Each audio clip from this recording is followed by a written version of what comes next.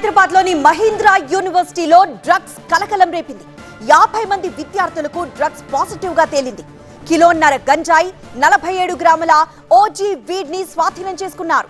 Malnadu restaurant యజమాని ఇచ్చిన సమాచారంతో మహీంద్రా యూనివర్సిటీలో పోలీసులు సోదాలు నిర్వహించారు. శ్రీ మారుతి కొరియర్ ద్వారా ఢిల్లీ నుంచి డ్రగ్స్ సరఫరా అయ్యాయి. గతంలో నైజీరియన్ నిక్ నుంచి MDMA కొనుగోలు చేసి పలు పబ్బుల్లో పార్టీలు చేసుకున్నారు ఆ విద్యార్థులు. డ్రగ్స్ పాజిటివ్ వచ్చిన విద్యార్థులకు ప్రస్తుతం కౌన్సిలింగ్ కొనసాగుతోంది.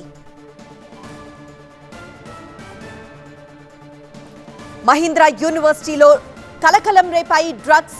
50 మంది విద్యార్థులకు డ్రగ్స్ పాజిటివ్ గా తేలింది.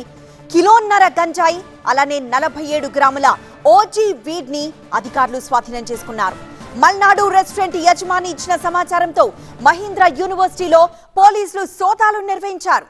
శ్రీ మారుతి కొరియర్ ద్వారా ఢిల్లీ నుంచి డ్రగ్స్ సరఫరా అయినట్లు తేలింది.